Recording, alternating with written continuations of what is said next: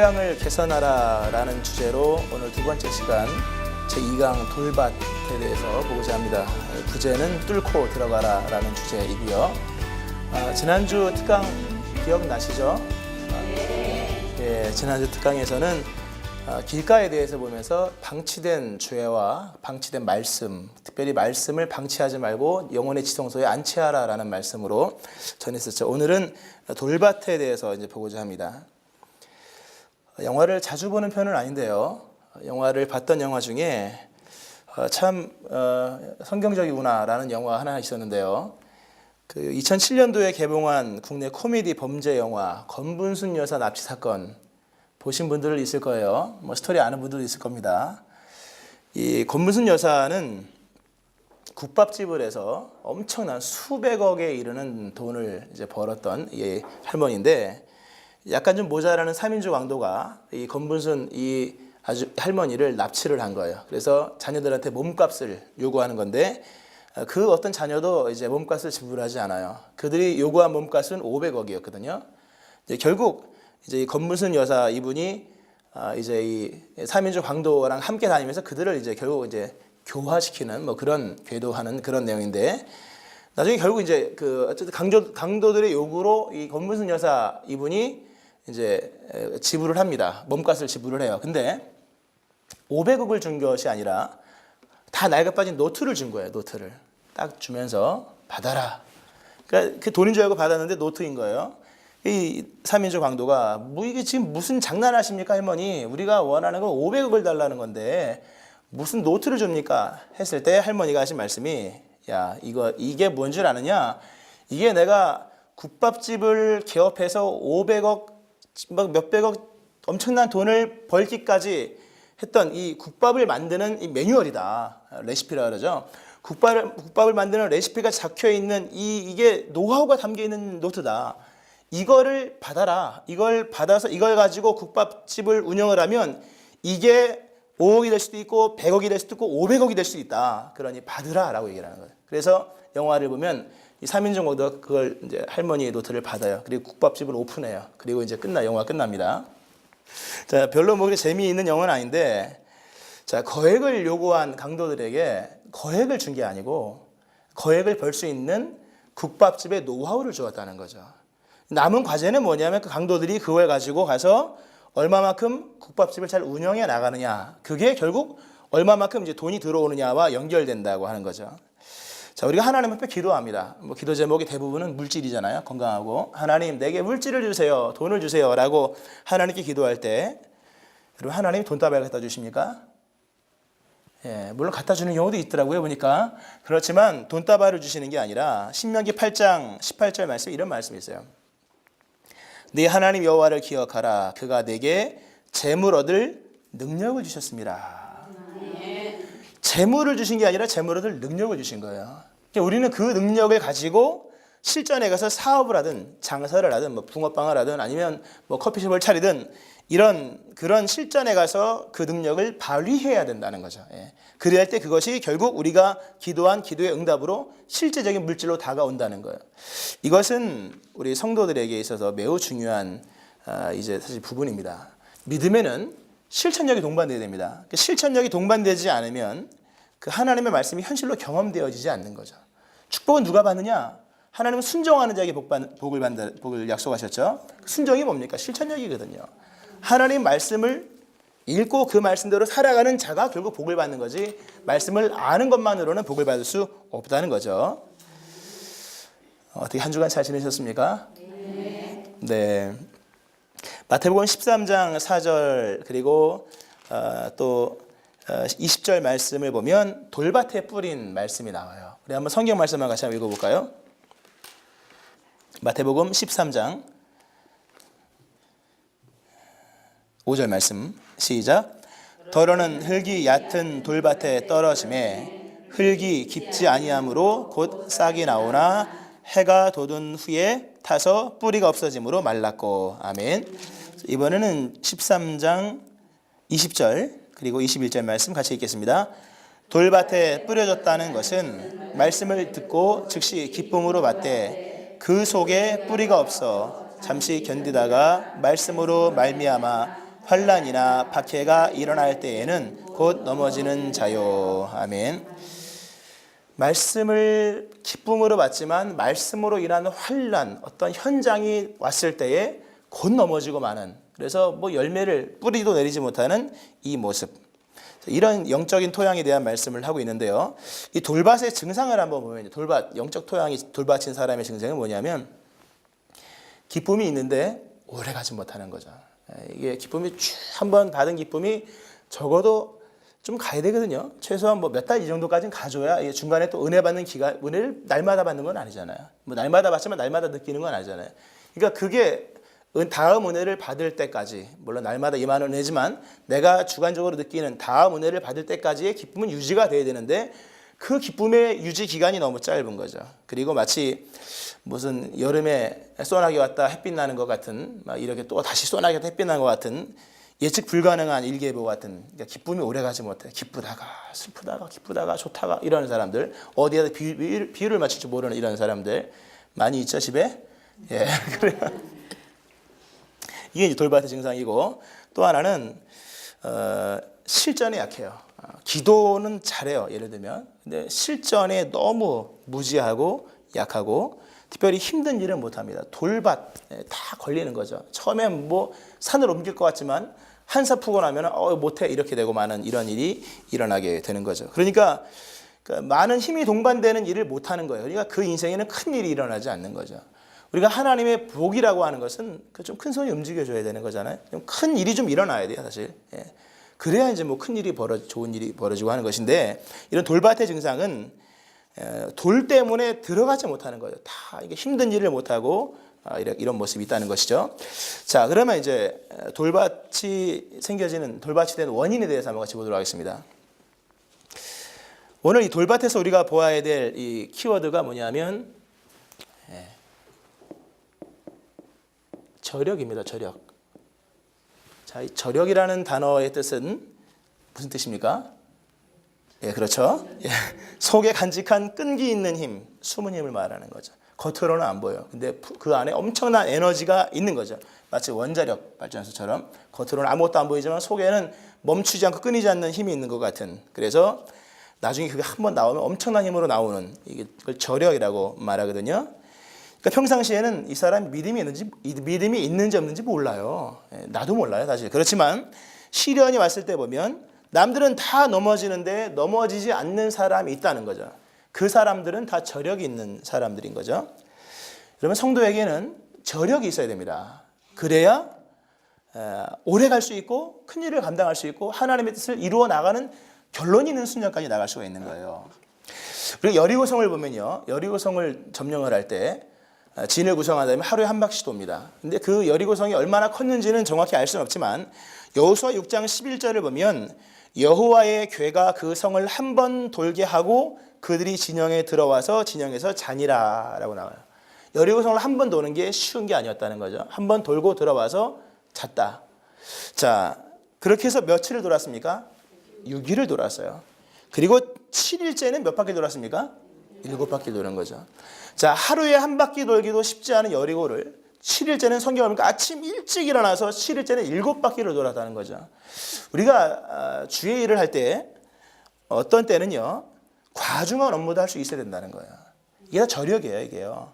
우리가 뭐 맨날 과중한 일을 하면 뭐 그 어떻게 교회 다니겠습니까? 다녀야겠죠.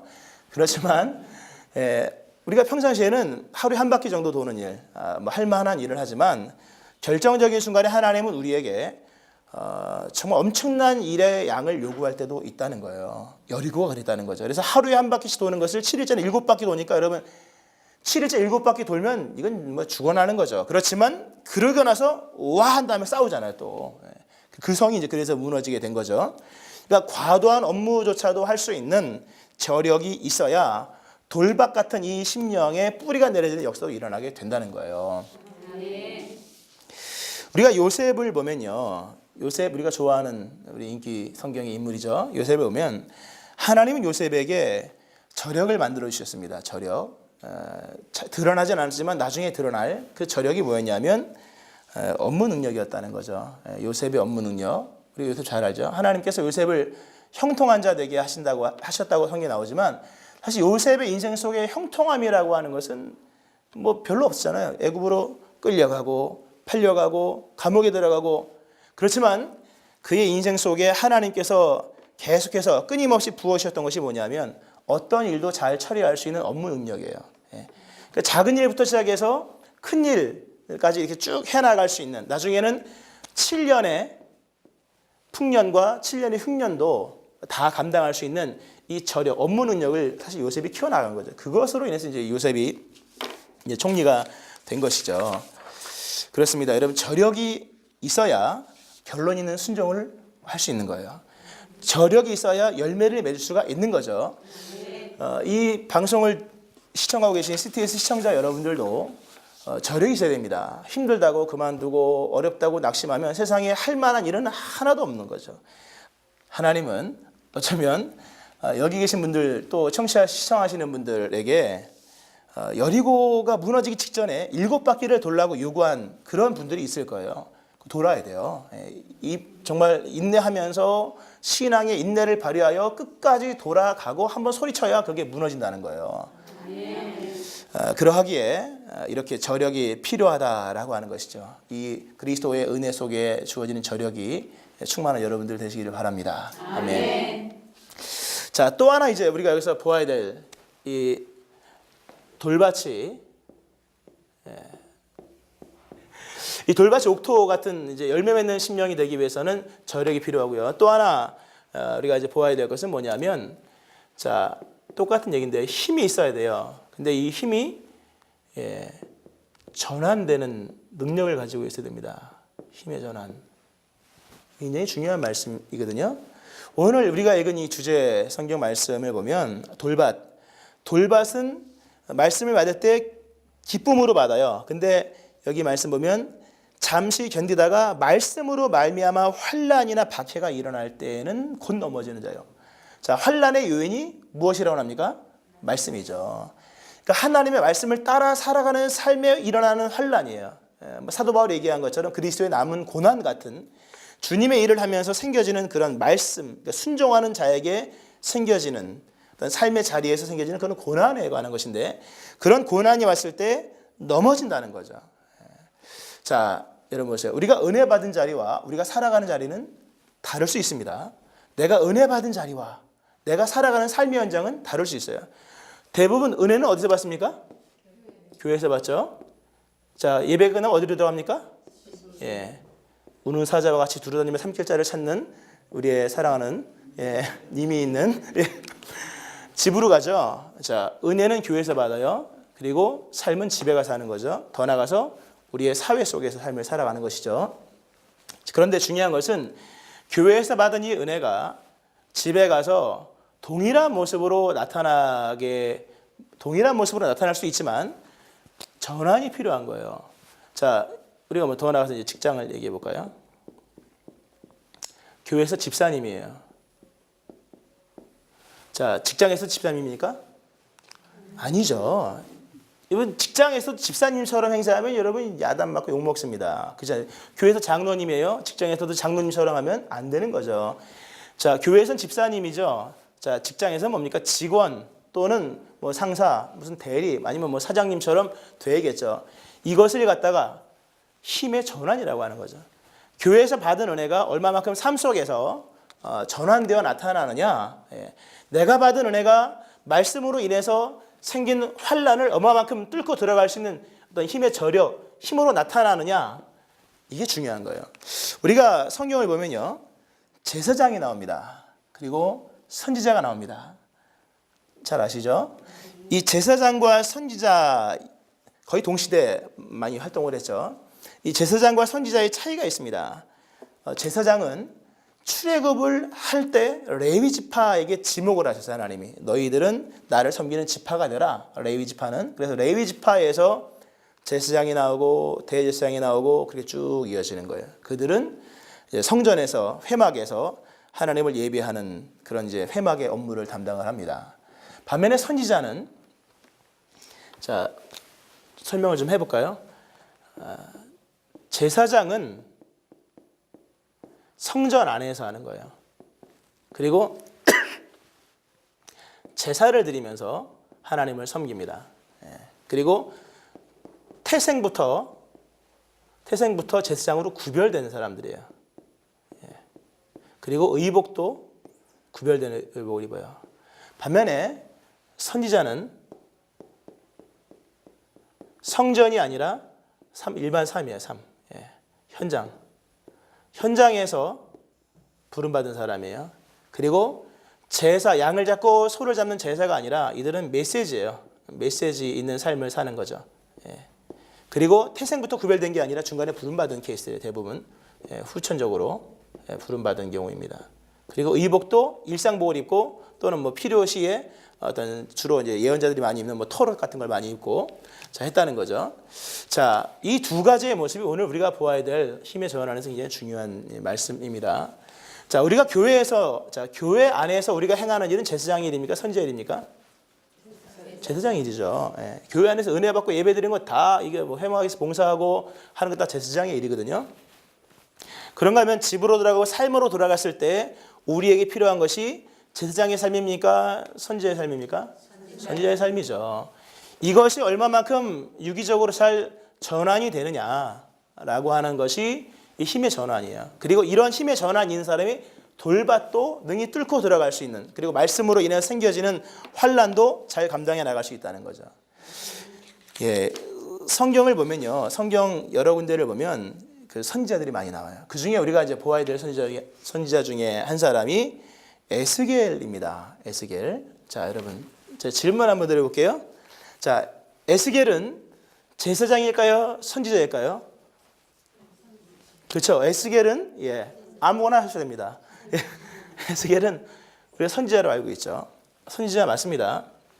근데 에스겔에서 1장 3절을 보면 제사장이라고 나와요. 뭐라고 나오냐면 갈대아 땅 그발 강가에서 여호와의 말씀이 부시의 아들 제사장 나 에스겔에게 특별히 임하고, 제사장이었어요 원래는. 근데 에스겔이 활동하던 당시가 언제? 포로기 때, 바벨론이 이스라엘 남유다 침공해서 포로로 막 상당수 잡아갈 때 그때였거든요. 에스겔도 제사장이었는데 성전이 무너지고 하면서 이제 막 끌려간 거죠. 제사장으로서 바벨론 그발 강가까지 끌고 간 거죠. 거기서 뭐 노역도 행하고 일을 많이 했습니다. 포로로 끌려간 지 5년이 되었을 때 하나님께서 에스겔을 부른 거예요. 근데 불렀는데 에스겔을 이번엔 제사장으로 부른 게 아니라 선지자로 불렀다는 거죠. 그 이후부터 에스겔은 22년 동안 바벨론에서 선지자로 활동하다 죽어요. 이게 참 우리가 의미하는 바가 큰 거죠. 예루살렘에서는 제사장이었는데 포로기 바벨론까지 끌려가서 선지자로 다시 부르세요. 전환이죠. 다시 부르시고 부름받은 그 자리에서 22년 동안 선지자로 활동하다가 그렇게 이제 생을 마감하는데, 이렇게 제사장이었다가 선지자로 다시 전환되어 부름받은 사람은 에스겔만 있는 게 아니고 예레미야도 제사장에서 선지자로, 그리고 스가랴도 제사장에서 선지자로, 그리고 오늘 우리도 제사장에서 선지자로 전환돼야 돼요. 이 전환 능력이 없으면 여러분 보세요. 제사장 복장을 입고 제사장으로 바벨론 포로에서 여러분 살아남겠습니까? 살아남을 수 없는 거죠.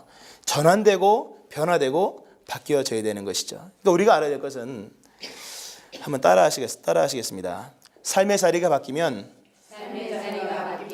실천력의 변화도 일어나야 한다. 그렇죠. 삶의 자리가 바뀌면 실천력의 변화도 일어나야 되는 거예요.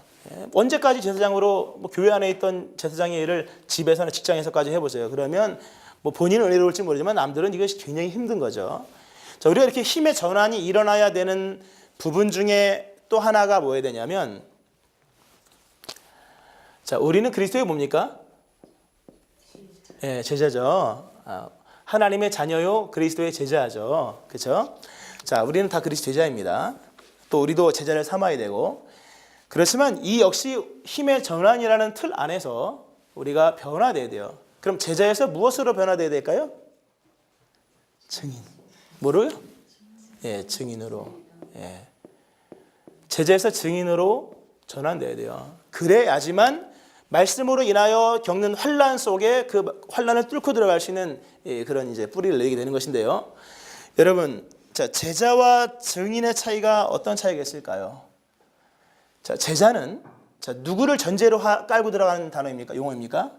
스승이죠. 제자는 스승과의 관계 속에서의 어떤 이 조직 안에서 얘기지만 증인은 그게 아니죠. 증인은 현장, 일반 안 믿는 사람들과의 얘기예요. 그리고 제자는 자, 전하는 자입니까? 배우는 자입니까? 배우는 자죠. 배우는 자일 때 제자지, 전하는 자의 증인은 또 다른 의미이거든요. 그리고 삶의 자리도, 이 제자는 어찌 보면 이 교회 안에서 영역이 커요. 그리고 증인은 뭡니까? 세상 속이죠. 예. 그렇습니다. 우리가 교회 안에서 믿음이 좋아요. 제자예요. 그렇지만 나가서는 증인으로 전환되어야 되는 거죠. 그래야 우리가 나가서 이제 겪게 되는 여러 인생의 아까 말씀한 것처럼 시련과 고난과 또 전도하면서 이런 것들까지도 우리가 이겨나갈 수가 있게 되는 것이죠. 어떻습니까? 여러분 잘 전환되고 있습니까? 이것이 잘 전환되는 그러한 믿음을 건강한 믿음이라고 말을 하는 거예요. 그게 아무리 교회에서 집사님이고 또 삐질까요? 권사님이고 장로님이 목사님이라 할지라도 힘의 전환이 일어나지 않으면 결국 어느 한순간에 부딪히게 되는 일들이 일어난다는 것이죠. 자, 강의를 정리하면서 여러분 어려운 일도 할 수 있는 저력 있는 성도가 되어야 됩니다. 그리고 어떠한 상황에서도 능히 대처해 나갈 수 있는 힘의 전환이 가능한, 그래서 제사장에서 선지자로 제자 증인으로 전환되는 그러한 이제 힘의 전환이 일어나는 성도들이 되어야 될 것이죠. 이러한 모습이 있을 때 돌밭도 뚫고 들어가서 뿌리를 내리 열매를 맺는 옥토 같은 삶이 되는 것이죠. 이 은혜가 우리 모두에게 있기를 주님의 이름으로 축원합니다. 감사합니다.